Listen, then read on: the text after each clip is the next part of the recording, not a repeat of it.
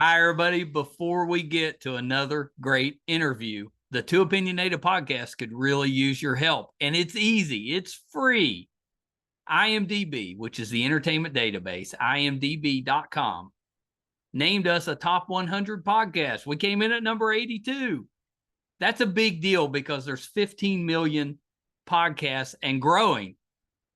So to be named to anybody's top 100 list, pretty big deal for us. And the way you can help is to go to imdb.com, look up the Two Opinionated podcast, and that's it.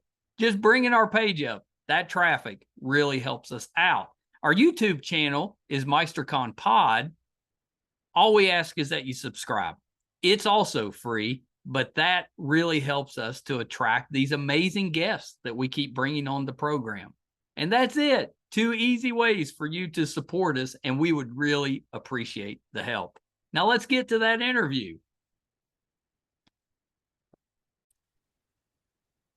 Hi, everybody. Welcome to another edition of Two Opinionated. So excited today. I get to welcome back one of my favorite bands, HuDost, and their members, Moksha and Jamal. So welcome to you both. Thank you. It's good to see you. Happy to be back. I know. We were just talking off camera. We talked last in 2021, and I swear it feels like it's been maybe last year, but it doesn't feel like it's been 4 years. No. It doesn't feel like it's been 4 years, but then you think about everything that's happened between then and now, and you're There's like, a lot going on. Only 4 years? I mean, I popped out I guess another that's baby. fair. That's fair because we have. Yeah. It feels like we've tried to just cram in like a couple of decades worth of nonsense into a short period of time. Yeah. Are we already going all like political and social in the midst of this?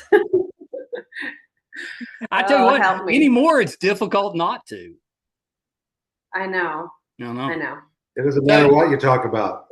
That's the truth. Yeah, anything you bring up, somebody's going to bring it back to that, which is a little frustrating sometimes, but that's okay. That's okay. Well, let's start this way because we want to know what you guys have been up to. So it's been, I think the last time I had you on, we were doing Anthems of Home. That was the last album. Yeah. Yeah. Which was our COVID record. What's that? Which was our COVID record. That's right. That was your COVID record. So you've got a new one out now, but let's talk a little bit about that 4-year period. What's been going on? What have you been up to? Have you been working on this album the whole time? What did you take some time off? You kind of fill in that gap. Time off doesn't exist for most musicians, especially ones from their parents. We continue to write music. We actually have been sort of working on 2 albums through this whole time, and we've completed one that's out. Like it's had its radio release, and it'll be having its street release soon. But we have been working on another one in the sidelines too, which has made it so everything has taken a little longer. But as I said, we also toured all over the place, and I popped out another child. We popped out another child, you know what I'm saying? Who's 2 already? Who's already 2. And, it didn't dawn on me. I'm talking to him, and it didn't dawn on me. Yeah, he wasn't around last time we talked. No, I know. Isn't that crazy? Yeah, he kind of explains the gap. That makes sense. You got to take a little time to take care of a baby and a toddler. So that makes sense. Yeah, you do. I mean, we were even touring we were touring in Europe until I was about 6 months pregnant. And then we did have a little gap. We got COVID in Europe. Yeah, that was on the way to Finland. What happens when you get it in Europe? How's it different from getting it here?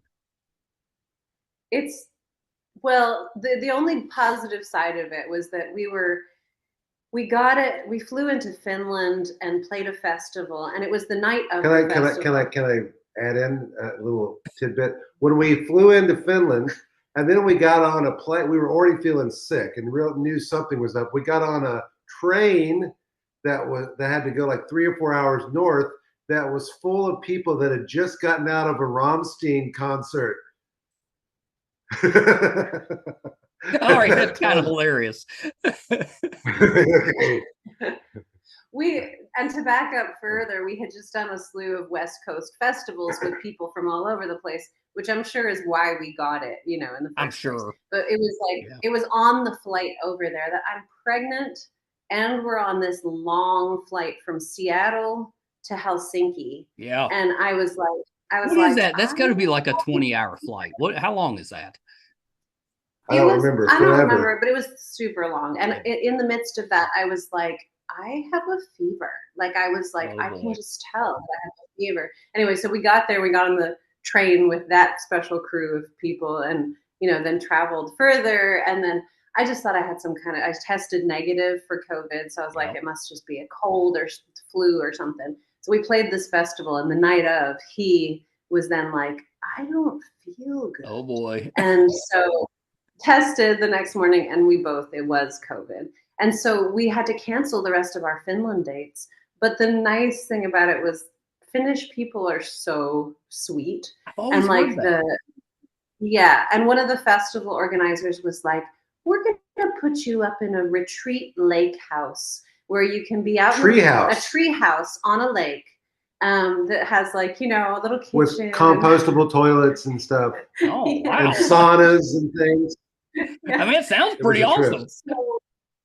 So we had to cancel our Finnish dates, but we, definitely got an experience we would have had no other way. Yeah. So. Plus, there's not much light. No, there's not much darkness. So with COVID, there was a couple of days where we had no idea what time it was. Talk about time. Because it's just dark outside. COVID jet lag and 24/7 light. You know what I mean? It'll make you feel. Oh, it was light out. Okay. It was light because it was July. I can't even remember. There was only like an hour of darkness each day. Yeah. Speaking of which, that brings us around to our coming tour season. We have a bunch of like art center and festival shows in Alaska, which we've in June, right around that same time of year. In fact, we're playing a festival that's like a solstice festival. So we will definitely be in the Endless Light experience on this tour as well. So that'll be exciting. I love that you've been touring so much. We talked about that you were wanting to start touring. I'm glad you did. I had no idea though you'd spend so much time in Europe. That's amazing. Yeah, well, I mean, with COVID, everybody was knocked out of touring, so we were definitely happy to get back on the road. So. But we're doing it with 2 kids now. So. Yeah. Well, logistically, that gets a little more difficult. It does. My wife is she's been at Lollapalooza in Brazil, so she's flying back today. She gets back about midnight tonight. But I've had to put up for a week with her sending me videos and FaceTime me. I'm like, you could have just took me. Yes, for real. That's awesome. Yeah. She's been enjoying it, but I think she's ready to get home. That festivals, they're awesome, but they just wear you out. That's a long weekend. We love festivals as artists. Can I be honest with you for a second and share something that many may judge me for? As just festival goers, I don't love festivals. I love being able to go through the back entrance. Well, I used to eat the food that's in the tent for the artist. You want the easy experience. Get the free massages that are given to the artists. Enjoy whatever music we want to enjoy. Understand? I mean, I used to follow the dead around and go to jam band festivals and and camp out and all that stuff. And now it's like when a festival goes, would you guys want a hotel or do you want to camp? And I'm like, oh yeah, hotel every time. Yeah, we've been last few years. We went out to Austin City Limits, their festival out in Austin. My wife's brother lives out there, so we stay with him and then go to the show each day, and then we got a place to stay at night. Much better than having to camp at the grounds. That is miserable. That's a young man's game. When you're too dumb to know any better. I bow down to anyone over 30 who is camping out at a festival. I don't know how they're doing it. My wife and stepdaughter camp out at the Mountain Music Festival that goes on in the summer here in West Virginia. That's the only one that they actually camp at, and it's more that there's no other option. If you go, it's either camp or because there's no hotels. Yeah. But yeah, if I could avoid it, not for me. Yeah. We're doing one of those this summer that we're playing that there is no other option. Yeah. Just because of where and how. So maybe they'll get you in a little, I don't know, cabin or something. I don't know. When does this come out? I don't know if I can share which one it is. What is it? So it'll probably be out next week. Okay, I can't tell anybody then. Okay, keep that one secret. You can tell me off camera. Yeah. So okay, let's talk about the new one, because you had a new one, I think, came out. You haven't completely released it yet, but it came out around the end of February. Is that right? Yeah, so we're doing a weird strategy with it. At the very end of February. Nothing is normal in the music business anymore. Nothing is normal because of how wickety whack everything is in terms of these crazy newfangled streaming platforms. Right. But really, it's true. I mean, albums are not albums anymore. So our radio release date was the very end of February, which we are in the top 10 in the folk charts with that. And that'll hopefully we'll get even up further. I think you'll go further. To me, making the top 10, you guys should do that just normally. That should just be I think your music's that good, but so I expect it to go further. Like I would expect you to start around the top 10 and then move up. Thank you. I hope so, yeah. We hope to be in the top -5. You know what I mean? That's once you go past, you know what I'm saying?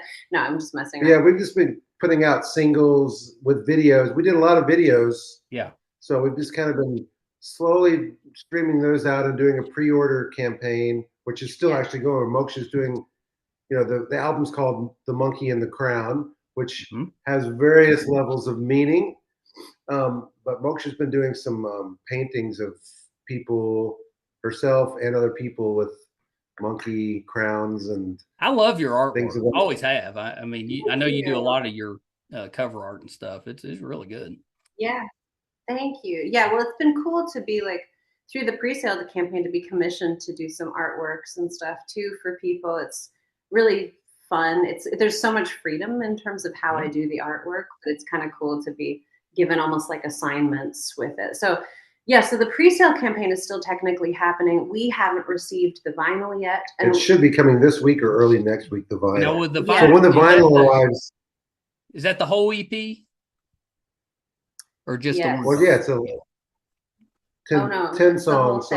10 songs on the vinyl, 11 on the CD. Yeah, people can get the album digitally through our website right now. That's the only place they can actually download it right now, because we're slowly releasing it on things like Spotify and Apple Music and all of those platforms. Right. We're releasing it one song at a time, just because of to hit the algorithm. Yeah, because of all the wickedy algorithms. Yeah, if you release them all at once, it'll do well briefly and then it's gone. Exactly. Yeah, exactly. So, and it kind of actually, we're realizing this is a weird method, but it makes it so that the only place people can get the whole album is through our website. And so it gives a little more incentive.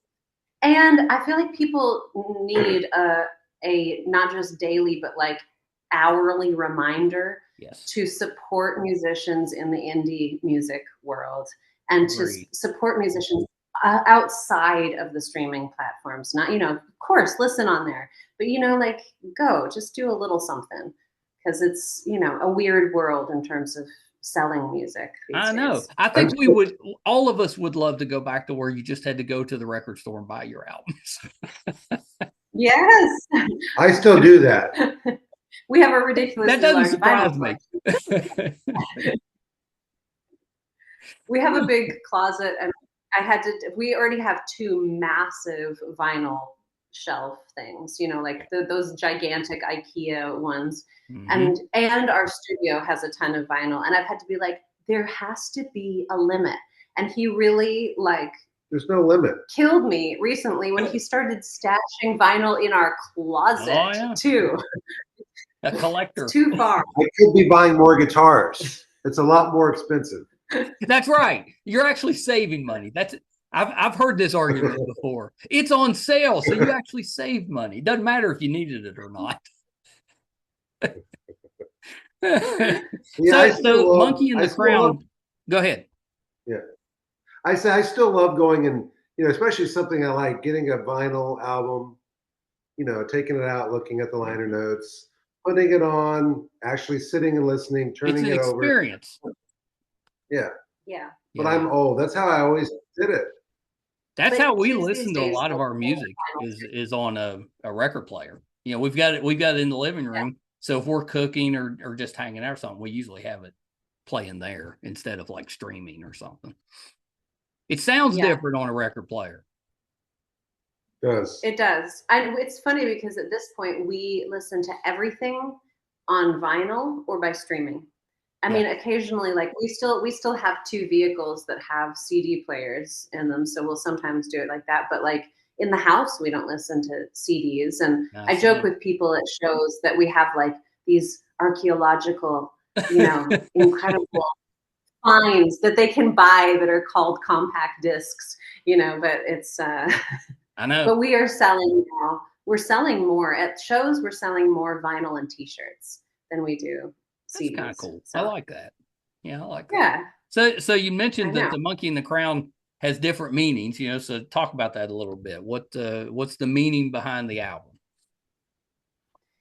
Well, I think that it's an image that has kind of a double meaning. It's sort of like a coin where it has a dark and a light side to it. So first of all, in terms of like using that, it's a line from one of the songs where I'm actually referring to myself as a monkey in the crown, right? And I think when we are the monkey in the crown, we can either be the lower version of that, where it's almost like an idiot in royal clothing, right? Right. Which we tend to see these days in other contexts of figures who put themselves forward as this incredible thing, but they're not. Some people think that's what we're referring to specifically, and that was not even in the. Well, I mean, outside of the political implications that it could have, we have influencers and all of these other people that not all of them are qualified for what they're doing. Right. Exactly. So that's the sort of dark side of the monkey in the crown. Yeah. Right? There's also Hanuman. Is this thing of being like posing as something that one is not. But then the other side of it, if the figure Hanuman is a great example, right? Where he is what he is he's a monkey god. But what he Hindu monkey god. Yeah, it's a Hindu monkey god, which it's kind of a metaphor for this like fascinating role of an unusual figure who actually is very beautiful and a powerful and royal figure, right? Where instead it's it's that thing of stepping up and not needing to be beautiful, not needing to be what one would expect you to be, but still being dignified, still having that royalty. So it's sort of playing with the two sides of that. It does have, it's kind of a mixed meaning there. What inspired you to come up with that name? How did that name appear? The simple answer is that in songwriting, sometimes really interesting things show up that you then realize the deeper metaphor of, and especially starting to paint. Yeah, and especially I was driven to start painting the monkeys in the crown, which I don't know if there's a way to show some of those, but I've done a whole series now of these paintings of monkeys wearing crowns, and they really developed in terms of how I saw them through that and through the imagery and through the metaphors. And then it was really interesting to start doing actual people wearing crowns, but still as the monkey in the crown, because it sort of goes to the deeper side of that as well. Yeah, you could do a whole series on just drawing. I have it. We'll send them to you. Yeah, send that. That's awesome. Yeah. That's I was thinking of you. I was getting ready for this interview, and my wife Emily, I told you she was in Brazil. So last night she went. They took her out into the woods, somewhere out deep into the woods, to a little retreat, and she basically she's just doing watercolors out in the middle of the woods. But I thought of me, I was like, oh, you probably like that. Yeah. To me, I was like, I don't know, 4-hour drive to get there, and you got to get back and all that just to do watercolors.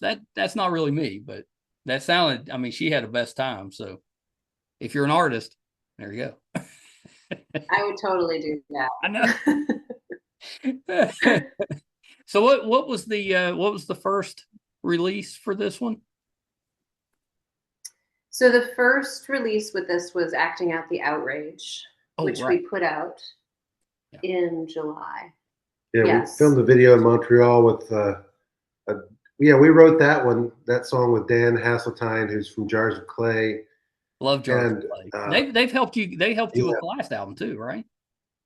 Oh yeah. Yeah, the last three. I mean, this is the third one that we worked with them on. But we co-wrote it around when Tennessee was doing the whole drag ban.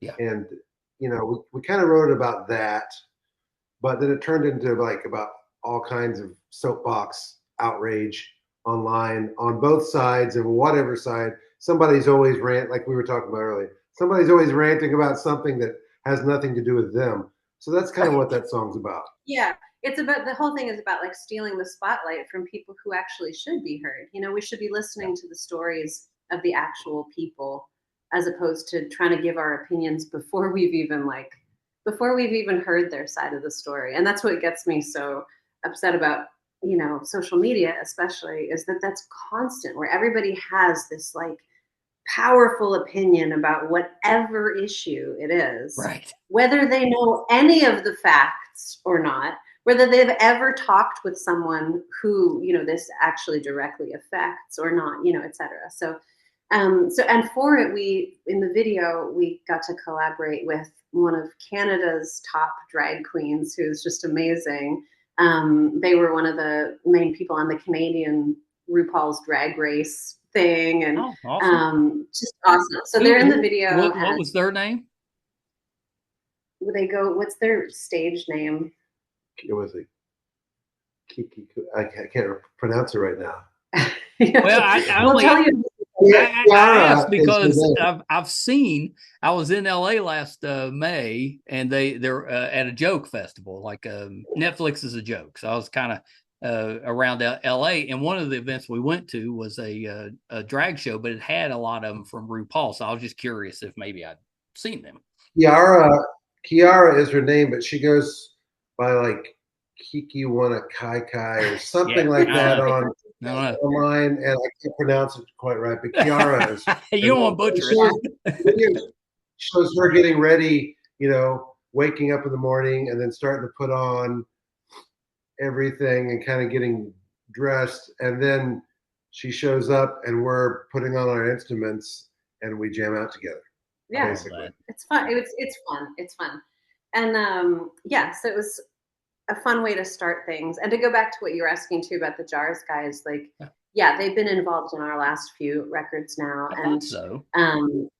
And so we've done on each of those records, on this one included, we've written a couple songs with Dan, and then Matt has done a lot of the like production and some of the engineering with us. And Charlie, the keyboardist, is on every track, because we're kind of like, now we're Charlie fans. Yeah, we're Charlie fans. Like, what would Charlie do? Yeah. And on this record, we have Chris Powell playing drums, who's played with everybody in Nashville. He was Brandy Carlisle's drummer for a long time, and he's just a monster. He comes in and just does multiple. You guys always have the best musicians helping you out. I love that, which to me shows how good of musicians the two of you are, because chances are they wouldn't be working with you if you weren't. That, or they're just all suckers. I mean, maybe you just took the money. Because the money's so good. Yeah. Yeah, we had Sister Strings on a couple of tracks too. Yeah, do you know Speaking of Sister Brandy. Strings? They're amazing. They've been touring with Brandy Carlisle as well, And played with Joni Mitchell recently. Yeah, Oh, they're wow. just awesome. So we got them on some stuff too, and actually they're in a couple of the videos as well that we've put out for the songs "Fire of Eden" and "Soul Searcher."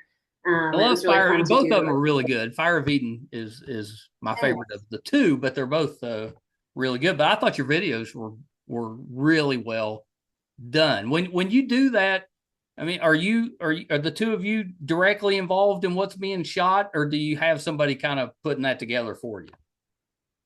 Well, okay. First of all, I mean, that was put together through a thing called Soul Searcher that is like a. Which one? Are you talking about? All videos or just your those? videos in general? When you do the videos, are those your concepts and everything, or is somebody else kind of helping you? Overall, yes, but we collaborate with a lot of people, and then even if we're collaborating with them, we're very obnoxiously involved, telling them constantly over and over exactly what. Well, they're well done. Yeah. Did you see the more like animated AI Fire of Eden video too? There's a live version. Yeah, that was the animated one I was watching. Okay. Yeah, that was all me playing with AI and playing with prompts for the first time, and even if stuff looked weird and was all mutating, I was like, no, I thought it was cool. I'm gonna make it really weird. I'm impressed that was you. That's why I asked, because that was really good. That was really good. And still images too. The other one I wanted to ask you out was Broken Down in America. Which just came out on Friday. Yeah, that's the newest one. I love that one. I haven't even got to play that for Emily yet because she's been gone, but I love that one. That was really good. What's the story behind that one? Well, I mean, I'm sure you understand. I mean, the reality is having kids in school these days, like there's no way you can't be aware of gun violence and have just like fear about it, right? As a regular thing. And we kept sort of thinking about the school shootings that have been happening and that kind of thing, and realized that one we also wrote with Dan, and realized that the only way we can really write about it is from the place that we know of what it is to be in that place of having kids in school. And so that's what we did, was we wrote a song about it. And really it's a song that's just sort of asking questions too, and it's a conversation with the kids themselves, So it was really special to get the children involved that are in that video as well. Yeah. And that video and Outrage and a couple others we did as collaborations with a couple different Canadian videographer and director, Miranda Hanford, and Naomi Silver. So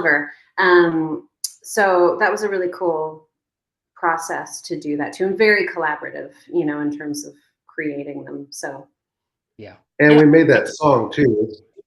Broken Down America, we can't, it's pretty upbeat and poppy, which we kind of, given the subject matter, we kind of like The Cure, like some of their really slow songs are actually kind of uplifting, and some of their fast songs are like, those are the most depressing lyrics ever. So, we just kind of had to like give it a little bit of juice, and some pop and drive behind it to add the hope, somewhat kind of hope in there, Well, it worked, because I do think it does feel, even though it's very heavy, it feels uplifting, if that makes sense.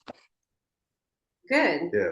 Glad to hear that. Yeah. Yeah, and I mean, we definitely. Which is a tricky thing to do. That is tricky. It's definitely not the most obvious thing to do, because it is hard. Like, you don't want to, certain subjects, if you deliver them with just like the total devastation that they can have with them, then it doesn't give kind of like the drive for people to actually experience something or even have any kind of motivation with it, or, you know what I mean? It's just too much. So you have to find a balance with it, for sure. Yeah, of course. Yeah, otherwise it's just going to drive you crazy. Yes, exactly. With everything. Yeah, well, that's right. That's right. So what's Yeah. next? Or is the plan just kind of to keep dropping singles up until you start the summer tour, or does it go longer than that? We'll be dropping a couple more singles before really actually releasing the whole album, and also making it available in terms of through physical distribution as well.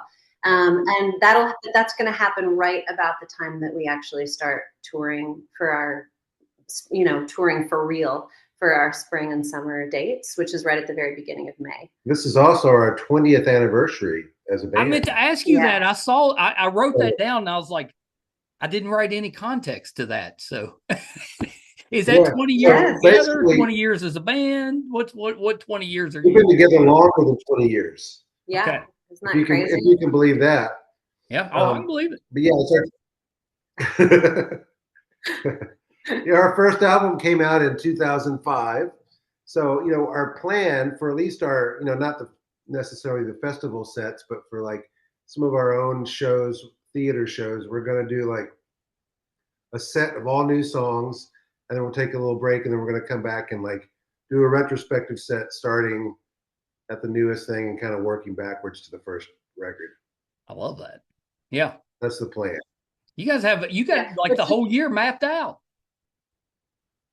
Pretty much.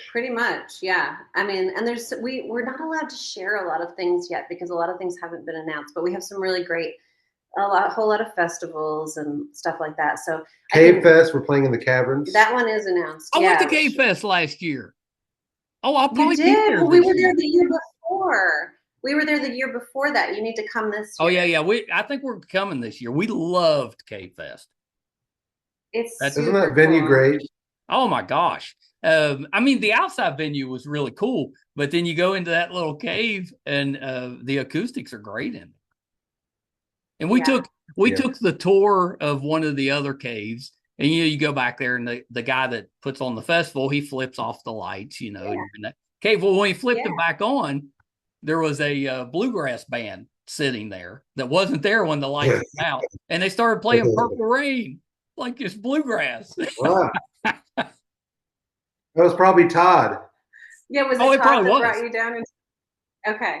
Yeah. He's great. He's awesome. We met Todd because we played Music City Roots a bunch of times while that was still happening. And then, Do you guys know Emma Driver from Cave Fest? Emma's the main person that we email, only through email. Yeah, I think only through email though. Yeah, well, I asked because she's a musician. But I always ask her, I'm like, well, why aren't you playing at the Cave Fest? She's like, well, that's kind of my job. So she said, I'm bringing other people in for that. She goes to other things, but yeah, I thought she had, she was one of them that kind of sets things up for, well, that's awesome. Now I kind of go. We saw the Flaming Lips there. We saw the Flaming Lips there one time too, with like lasers on the stalactites and stuff. It was amazing. Yeah. I have to say, like, as a musician performing in the cave like that, I found it really moving just in terms of myself. I felt like I was tapping into this ancient experience, of what it is to play music in the cave like that. And so anyway, it was really interesting and share an experience with others in the process. We're not only doing a regular set, we're also going to do like a sonic sound bath experience. So we'll do a normal set, and then we're going to do this kind of improv experimental looping thing. All right, I think I'm in. I'm gonna talk to the boss. We're gonna try to make it. We were thinking about it anyway, but this kind of solidifies it. I'll sing into the back of your head in a cave. You know what I mean? So no. Whoa. Yeah, it'll be fun. The only thing I realized in that context too, actually, was that I had a frame drum that I was going to play in it, and it's so damp that I went to play it, and it was like gunk, because it just completely. Damp. Yeah, it is. Yeah, really. Yeah, I'm gonna have to carry a heating pad attached to my body or something to do anything like that. Well, does it get messed up like as soon as you take it out? Pretty quickly. Yeah. Yeah. I mean, some instruments are fine. Yeah, exactly. So I was grateful for my keyboard that has zero, influence from anything natural whatsoever.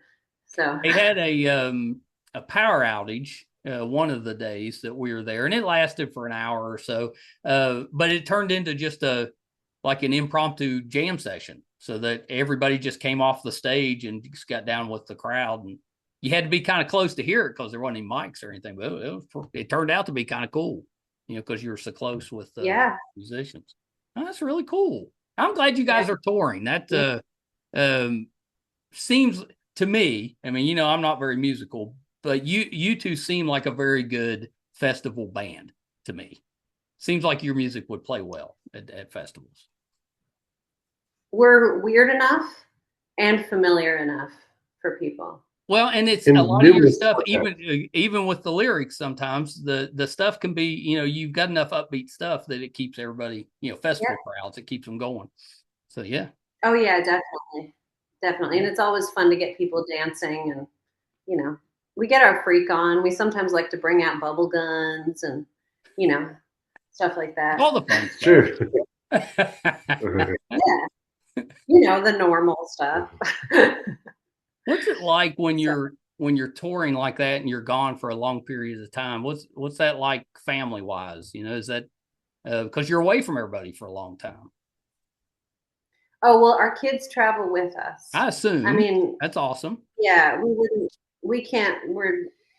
very attached at the hip with our kids, and definitely not going to leave them for more than every now and then a weekend where we'll fly out, or well, it's a little different if you're gone for a few days as opposed to like a month. Yeah. Well, we're going to be gone for a month plus a couple times. Yeah. On the West Coast too, so we get homesick for sure. We get homesick for sure, but we've learned a lot about pacing over the years. Yeah. And we've also learned a lot about, like, okay, we can be gone, for example, like we're going to go off and do the Alaska and West Coast states and stuff. So we'll be gone just about a month, and then we'll come home and ground, even if it's just for a few days before we go off and do more. It makes a huge difference. It's almost like pressing a little reset button. It's kind of a little get your second wind that way. Yeah. It's like, we're boring. We do not party. We go to bed at normal times whenever possible. We try to eat well, It does make a difference.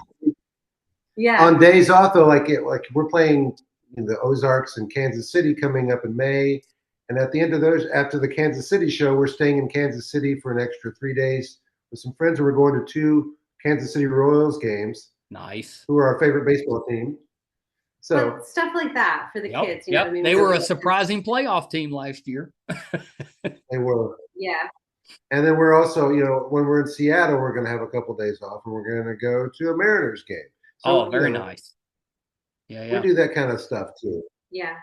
Yeah. And we also don't try to do night after night. We did that in the first part of our careers, and that's fine. We paid our dues. Now we can do stuff like do a festival each weekend with like a concert series midweek and have a couple of days off, on either side kind of thing. Well, as you get more experience, you learn you need those days off to do your best. Yeah. Actually have a drive day, get to where you're going, get settled, and then do the gig the next day. I mean, sometimes you still have to drive on gig days, but we try to. That's smart. Yeah, because what happens, you get run down, then you end up just getting sick more often, which affects your performances and stuff. Yeah. So, So what's next after the tour? Once you're back from the tour, do you take a break? Are you already starting on the next album? What comes next? We have started on. We already have started. That's right. You mentioned that earlier. You're working on 2 of them. Yeah. There's even 2 videos about the one you're currently working on, the newest one, or the one that hadn't come out yet. Yeah. So we will have, we'll just continue the process with that. That's going to be a world music record. Yeah. So that's what we focused on, that material that we haven't done a world music record since 2015. Mm-hmm. Oh, really? So it's long overdue. Yep. It's long overdue, because that is a part of what we do in all of our sets. We're literally all over the map live. And it's collaborative too. Mm-hmm. we're working with different musicians from different faiths and different, traditions and stuff like that. I love that you do that. You always collaborate with a lot of different people, and all your songs always have extra meaning. I think it's not just a song. There's some meaning behind it. I love how you go about your music, because it's not just music. I don't know if that makes any sense, but to me, there's just a lot behind it. Yeah. Yeah. Well, music has always been more than just music. Yeah. It's always been about collaboration. There's always been like an element of community in regards to music and this incredible shared experience. So that's what, to me, that's, yes, there's the technique, there's the songwriting. I love all of that stuff, but I also love what it is as an interactive thing, you know what I mean? And something that's alive and can change and can grow and be shared. So have you ever thought of just doing a straight pop song? What's that? No, we have done some. I mean, they're still kind of weird though. Even when we tried. We've tried, yeah. And occasionally we've had a fan be like, "I think you should write like a total pop song that's about this." And I try. I would think it'd be hard. I mean, do you think Soul Searcher? That's more like a 70s yacht rock vibe. That one, now that you said that, I think that's true. It to me, it had kind of that 70s vibe to it, which is, but it's still not a pop song. It just too many weird changes, though. But what is a pop song anymore? Well, that's true. Like I mean, yeah, if you think about a lot of them are crossing the genres and stuff anyway.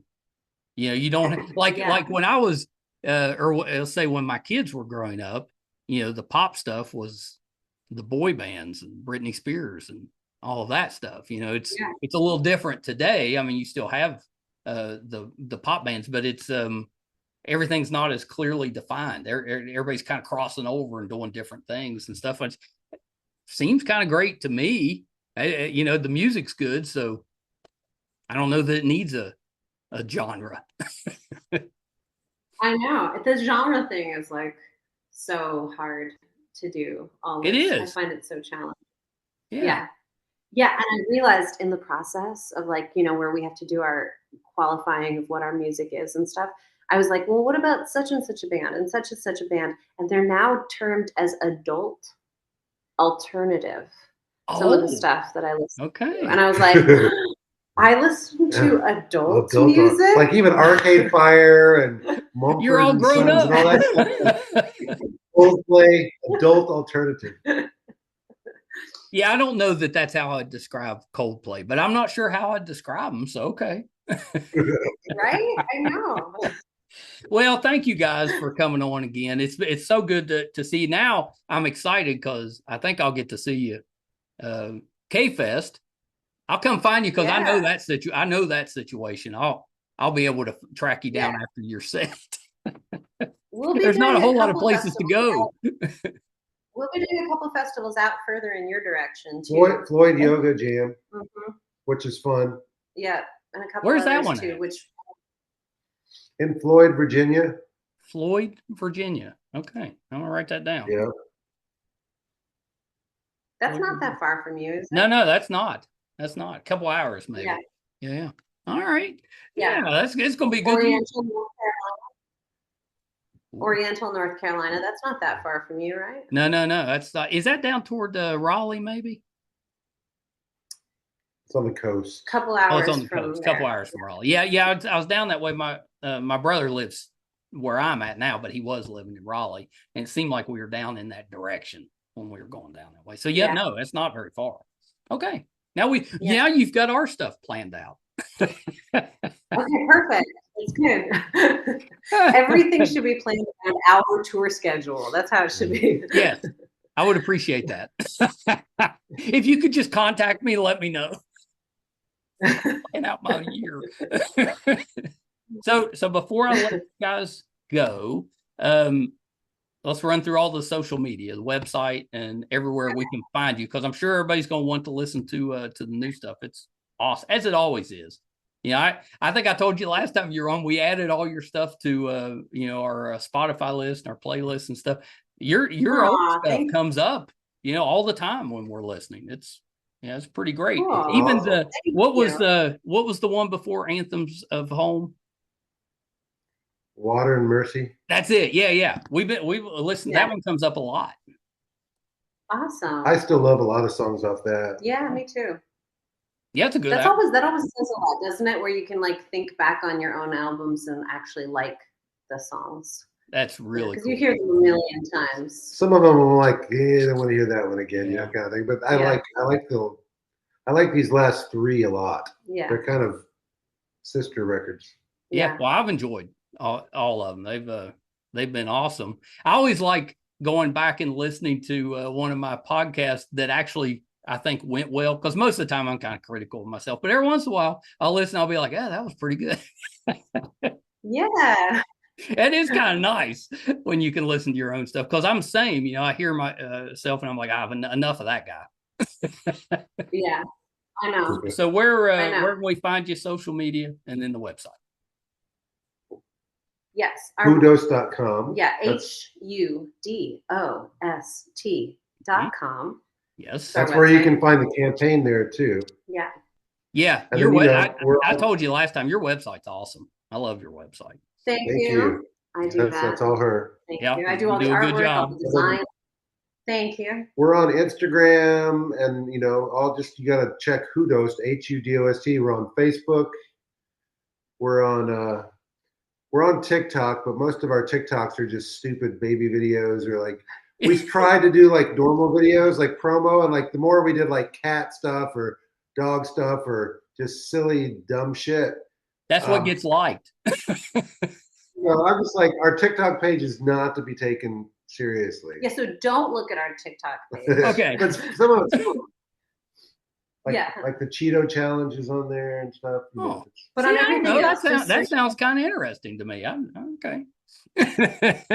Well, thank you guys. Let's plan a trilogy. So at some point, let's do number 3. But I'll see you before. Okay.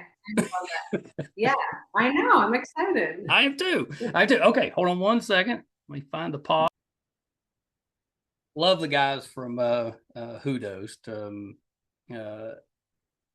Moksha and Jamal, or Moksha and Jamal, just terrific. I absolutely love them. They're so talented. Please check them out. If you haven't heard, I'm sure you probably heard some of their stuff, but if you haven't, please check them out, because it's worth your time. They are terrific. I love it's their 20th anniversary. It's Emily and I's as well. We started dating in 2005, got married in 2008, but this is our 20th year together as well. So kind of neat. If you're finding us for the first time, our website's meistercon.com. Please check us out there. You can find 950 some episodes, audio and video. We tend to post almost daily, several times a week. Our YouTube channel is MeisterCon Pod. Please subscribe if you go there. It really helps us out. Doesn't cost you a dime. So please help us out that way.